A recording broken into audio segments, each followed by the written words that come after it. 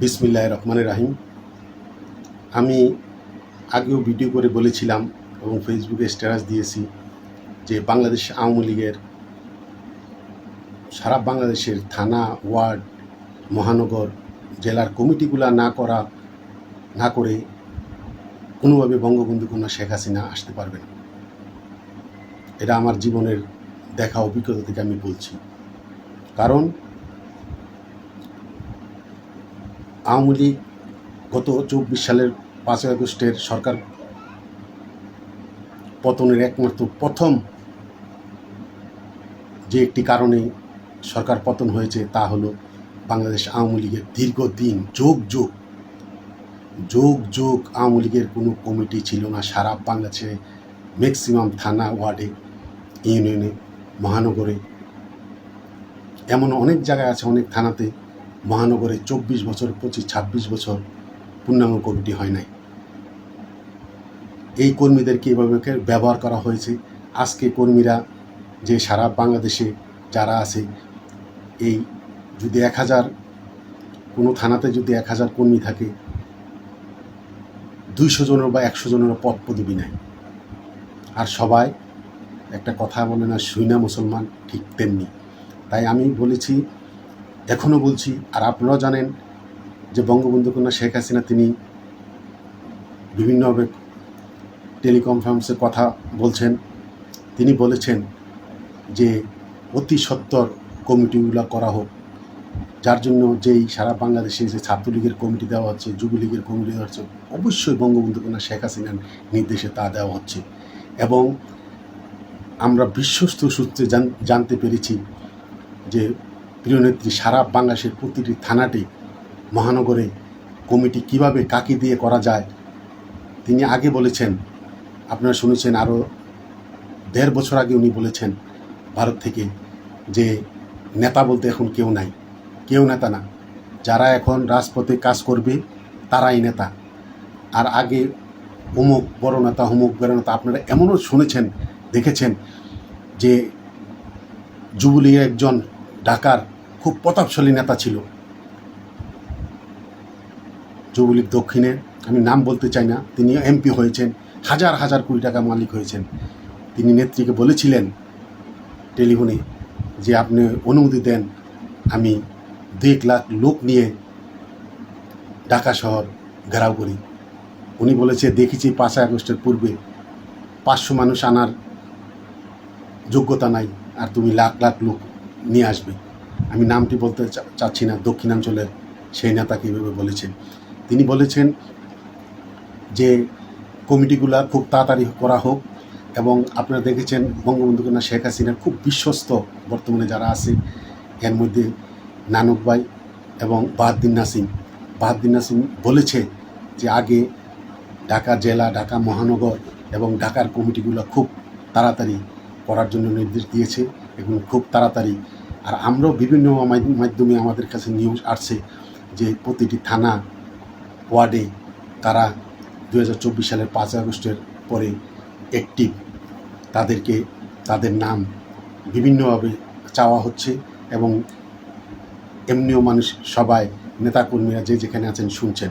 আমি এখানে একটি কথা বলতে চাই, আপনারা আমার যারা কথা শুনছেন সারা বাংলাদেশে,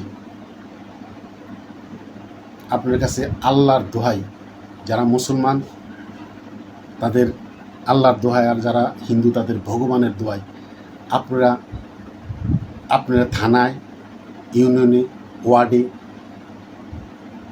আল্লাহর রাস্তায় এমন কোনো লোকের নাম আপনারা বলবেন না যাকে আপনারা দলের কাজে পাবেন না, এবং যারা ভাইলিগটি পরিচালনা করে। ২০২৪ সালের ৫ই আগস্টের পর অনেকে বলতে চায় যে অনেকে বিদেশে থাকে, দেশে থাকে, লুকিয়ে থাকে, তাদেরকে নেতা বানাবে কেন?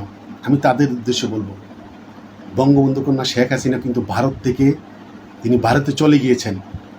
ভারত থেকেই তিনি কিন্তু নির্দেশ দিচ্ছেন কিভাবে। এখন কি আওয়ামী লীগের সভাপতির পদ থেকে কি শেখ হাসিনাকে বাদ দেওয়া যাবে? আওয়ামী লীগ কেন্দ্রীয় কমিটির সবাই দেশের বাহিরে, সারা বাংলাদেশের ম্যাক্সিমাম মহানগর থানার সভাপতি সাধারণ সম্পাদকরা ম্যাক্সিমাম বাহিরে। বাংলাদেশের যে কয়টি, যারা আমার কথা অনেকে বলছেন যে বিভিন্নভাবে তাদেরকে আমরা রাজপথেও দেখি নাই, ফেসবুকেও দেখি নাই, কিন্তু তারা বিভিন্নভাবে বলছেন যে যারা বিদেশে থেকে এবং যারা দেশে থেকেও পালিয়ে আছে এই তাদেরকে নেতৃত্বে আনা যাবে না। তাহলে কি বঙ্গবন্ধু কন্যা শেখ হাসিনা তো চলে গেছে, আপনারা দেখেছেন, তাকে কি আওয়ামী লীগের সভাপতি বানানো কি যাবে না? জাহাঙ্গীর কবির নানক, তাকে কি বানানো যাবে না? নেতা বানানো যাবে না? বাহাউদ্দিন নাসিমকে, ঢাকাতে যেই মিছিলগুলো হয়েছে সবচেয়ে বেশি মিছিল হয়েছে বাহাউদ্দিন নাসিম এবং জাহাঙ্গীর কবির নানকের নেতৃত্বে, সবচেয়ে বেশি মিছিল হয়েছে। তারা কি দেশে আছে? নেতৃত্ব দিতে পারলে দেশের বাইরে থেকেও নেতৃত্ব দেওয়া যায়। এখানে সবচেয়ে বড় সংকট কর্মীর অভাব নাই। যারা জেলে আছে তাদের পরিবারের দিকে খবর রাখা, জেলে আছে তাদেরকে কিভাবে জেল থেকে বাহির করা যায়, এবং যারা মিছিল করবে তাদেরকে অর্থনৈতিকভাবে সহযোগিতা করলেই তারা করতে পারে। আমি কয়েকটি উদাহরণ দিলাম। বাহাউদ্দিন নাসিম, ঢাকার মধ্যে সবচেয়ে বেশি মিছিল হয়েছে বাহাউদ্দিন নাসিমের নির্দেশে, জাহাঙ্গীর কবির নানকের নির্দেশে। চট্টগ্রামে নৌফেল এবং যুবলীগের যে রনি, নুরুল আজিম রনি, এই নৌফেলের নেতৃত্বে আর আজম নাসের নেতৃত্বে আপনারা দেখেছেন গত 1 জুন চট্টগ্রামের কেন্দ্রস্থল জিএস মোড়ে শত শত ছাত্রলীগের কর্মীরা আজম নাসিরের নির্দেশে মিছিল করেছে। আপনারা দেখেছেন পুলিশের গাড়ির সাথে পাশে দিয়ে গিয়েছে, তারা কিন্তু মিছিল থেকে সরে যায় নাই। আবার আজকেও দেখেছি চট্টগ্রাম পলিটেকনিক্যাল ইনস্টিটিউটে আজম নাসির গ্রুপের ছেলেরা, ছাত্রলীগের ছেলেরা শপথ নিচ্ছে তারা আগামীতে মিছিল করবে কোনো ভয়বরকে। আজম নাসির তো দেশের বাহিরে, নৌফেল তো দেশের বাইরে, চট্টগ্রামের নুরুল আজিম রনি সে তো দেশের বাহিরে, তাদের নেতৃত্বে মিছিল হচ্ছে না? ঠিক তেমনিও ঢাকাতেও এবং সারা বাংলাদেশে বিভিন্ন জায়গায় হচ্ছে। আমি তাদের উদ্দেশ্যে বলবো যে এসব কাদা ছোড়াছুড়ি বাদ দেন। দেশে আছে না বিদেশে আছে সেটাই বড় কথা নয়, কর্মীদের সাথে যোগাযোগ রাখছে কি না। আপনি কি মনে করেন এখন শেখ হাসিনা বাংলাদেশে আসাটা উচিত হবে? জাহাঙ্গীর নৌনক সহ যারা কেন্দ্রীয় কমিটি তারা আসা উচিত, সবাইকে জেলে ঢুকিয়ে দিবে। যারা এখন বাংলাদেশে আছে, যারা জেলে আছে তাদের অবস্থা কি? তারা কি নেতৃত্ব দিতে পারছে? দেশের বাইরে থাকলেও তারা বিভিন্ন কর্মীদের সাথে যোগাযোগ করে, টেলিকনফারেন্সে, ফেসবুকে, ইমোতে বিভিন্নভাবে তারা, টেলিগ্রামে তারা সবার সাথে যোগাযোগ করে কীভাবে মিছিল করা যায়, কীভাবে কী করা যায় করছে। এইভাবেই তো মিছিলগুলো হচ্ছে। আপনারা দেখেছেন গতকাল, আমি একটি কথা না বললে পারি না, ঢাকা 5 নির্বাচনী এলাকার মধ্যে প্রথম হারুন রশিদ মুন্না একটা মিছিল করেছে 19 তারিখে। আপনারা খেয়াল আছে 2025 সালের 19 এপ্রিল, হয়তো মিছিলটা ছোট্ট হয়েছে, সময় অল্প সময়। এরপরে এর একদিন পরে 2020 সাল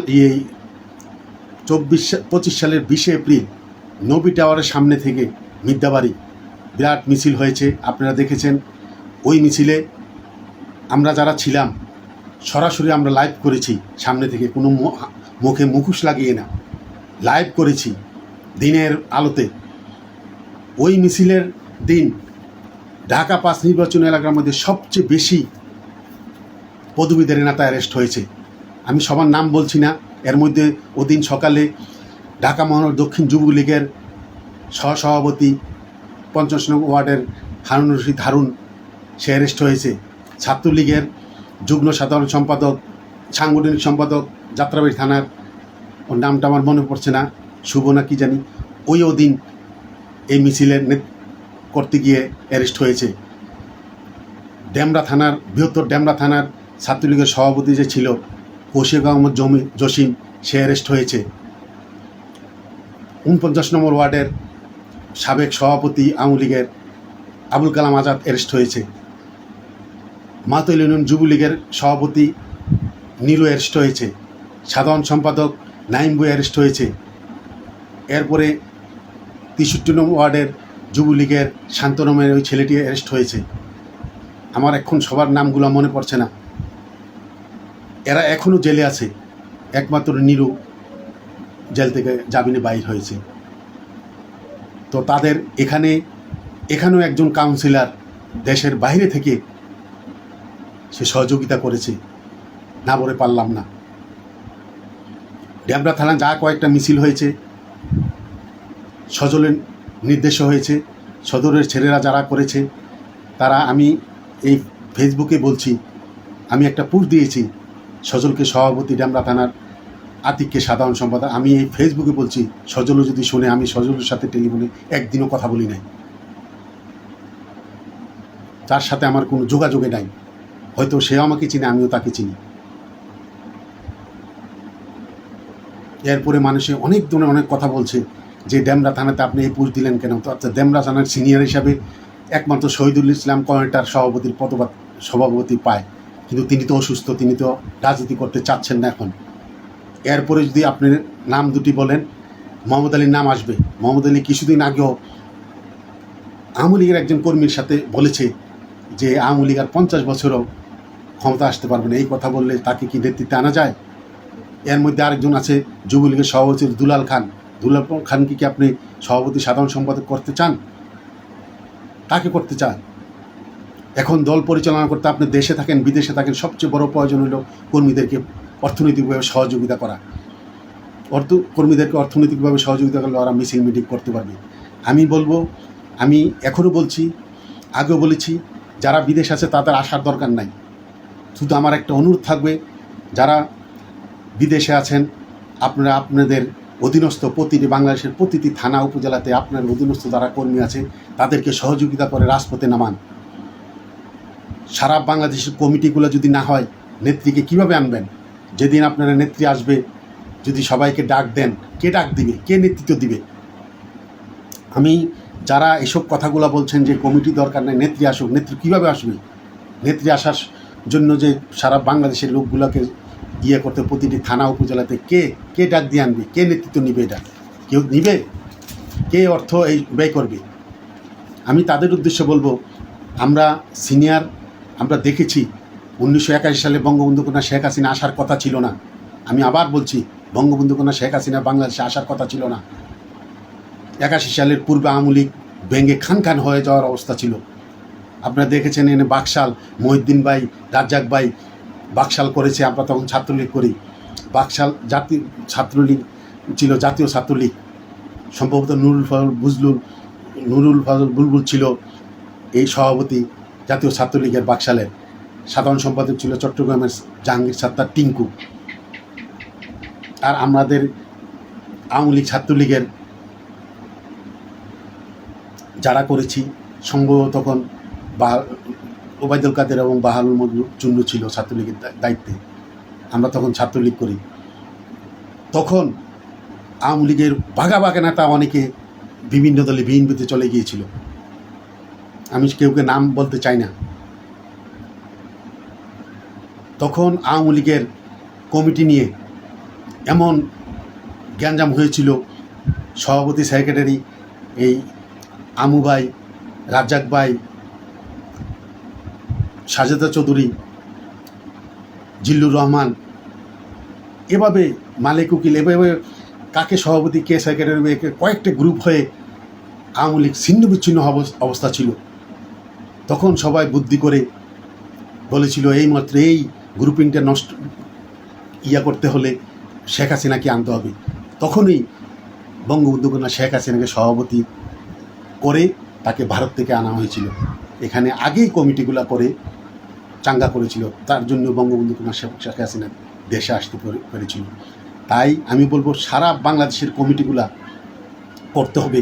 যারা অতীতে চাঁদাবাজি করেছে, ভাইলিগ করেছে, স্বজনপ্রীতি করেছে, দলের পদ পদবি ব্যবহার করে পদ বাণিজ্য করেছে, নিজের দলের কর্মীদের রক্ত চষে খেয়েছে, ওসব কুলাঙ্গার নেতাদেরকে, যারা এই নিরীহ কর্মীদের থেকে টাকা নিয়ে পদ দেওয়ার কথা বলে তাদেরকে নিঃস্ব করেছে, ওদেরকে দূরে রেখে সৎ সজ্জন এবং যারা প্রতিটি এলাকার মধ্যে যাদের গ্রহণযোগ্যতা আছে, সমাজে তার গ্রহণযোগ্যতা আছে, ওইসব লোককে, সৎ লোককেই আওয়ামী লীগের নেতৃত্বে আনতে হবে প্রতিটি থানা, উপজেলা, মহানগর, ইউনিয়নে।